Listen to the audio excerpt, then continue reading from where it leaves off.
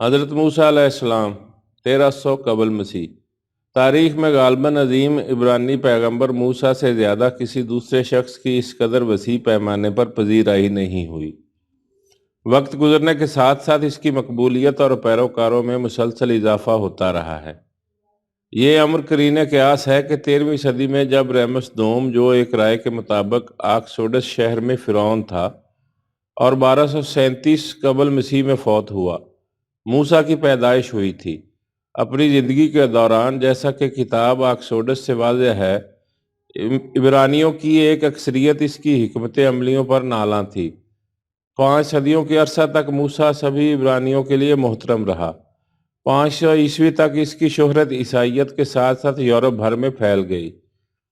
ایک ہی صدی کے بعد حضرت محمد صلی اللہ علیہ وسلم نے موسیٰ علیہ السلام کو ایک سچا پیغمبر تسلیم کیا، اور اسلام کے فروغ کے ساتھ موسیٰ بھی بشمول مصر تمام مسلم دنیا میں ایک قابل تحسین شخصیت بن گیا۔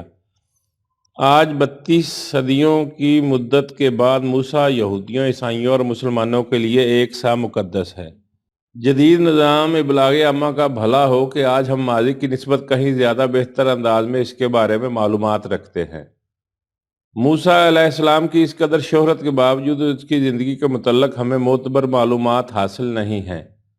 یہ قیاس کیا جاتا ہے جسے بیشتر علماء درست تسلیم نہیں کرتے کہ موسیٰ مصری باشندہ تھا، جبکہ اس کا نام عبرانی نہیں بلکہ مصری ہے۔ اس کا مطلب بچہ یا بیٹا ہے، اور یہ متعدد معروف فرعونہ مصر کے نام کا حصہ بھی ہے۔ عہد نامہ قدیم کی موسیٰ علیہ السلام سے متعلق حکایات پر اعتماد کرنا مشکل ہے۔ وہ بے شمار معجزات پر مبنی ہیں، جیسے جلتی ہوئی راکھ کی حکایت یا موسیٰ علیہ السلام کا اپنے عصا کو سانپ میں بدل دینا۔ یہ اپنی نوعیت میں معجزات ہیں۔ مثلاً ہر بات ماننے کے لیے آپ کا خوش اعتقاد ہونا ضروری ہے کہ موسیٰ علیہ السلام، جو آکسوڈس دور میں 84 برس کا تھا، مزید 40 برس تک عبرانیوں کے لیے صحرا میں مارا مارا پھرتا رہا۔ بلا شبہ ہمیں یہ جاننے کی خواہش ہے کہ ان تمام رستوریات کے بوجھ تلے دبے جانے سے پہلے موسیٰ علیہ السلام کی زندگی کے اصل کوائف کیا تھے۔ متعدد احباب نے طاعون کی 10 وباؤں اور بحیرہ احمر کو عبور کرنے سے متعلق انجیل کی کہانیوں کی فطری توضیحات پیش کرنے کی کوشش کی ہے۔ تاہم موسیٰ علیہ السلام سے متعلق عہد نامہ قدیم کی بیشتر معروف حکایات رستوریاتی ہیں، جن کی دیگر قوموں کی اسطوریات سے گہری مماثلت ہے۔ مثال کے طور پر موسیٰ علیہ السلام اور دلدلی گھاس والی حکایت کی بابلی اسطورہ سے حیرت انگیز طور پر گہری مماثلت موجود ہے، جو عظیم اکاوی بادشاہ سارگون سے متعلق ہے اور جس کا دور حکومت 2360 سے 2305 قبل مسیح بنتا ہے۔ عمومی طور پر موسیٰ علیہ السلام سے تین اہم کارنامے منسوب کیے جاتے ہیں۔ اول، اسے ایک سیاسی شخصیت کے طور پر پیش کیا جاتا ہے جس نے عبرانیوں کی مصر سے آکسوڈس تک رہنمائی کی۔ اس حوالے سے کم از کم یہ امر تو واضح ہے کہ اسی کے سر یہ صحرا بندھنا چاہیے۔ دوم، انجیل کی پہلی 5 کتابوں کی تصنیف اسی سے منسوب کی جاتی ہے۔ انہیں موسیٰ علیہ السلام کی 5 کتب کا نام بھی دیا جاتا ہے۔ یہی یہودیوں کی توریت کی تشکیل کرتی ہیں۔ ان کتابوں میں موسوی شریعت کا بیان ہے، جو قوانین کا مجموعہ ہے جنہوں نے انجیل کے دور میں یہودیوں کے کردار کی نگرانی کی اور جن میں ہی احکامات 10 شامل ہیں۔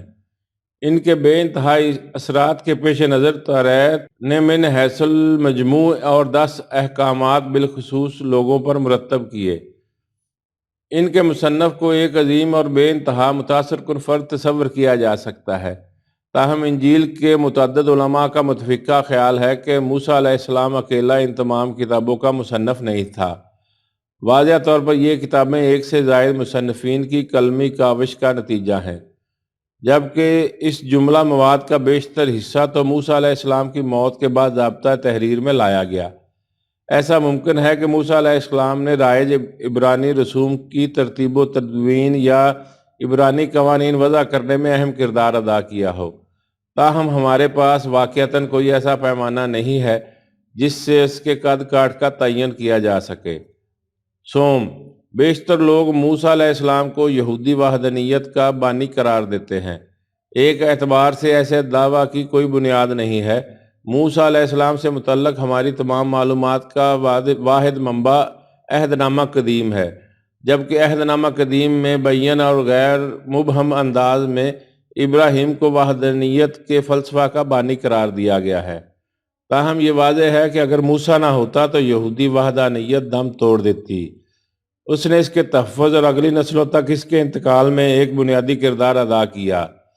اسی حقیقت پر اس کی اہمیت کی بنیاد قائم ہے، جبکہ دنیا کے دو عظیم مذاہب عیسائیت اور اسلام دونوں یہودی وحدانیت کے ہی پروردہ ہیں۔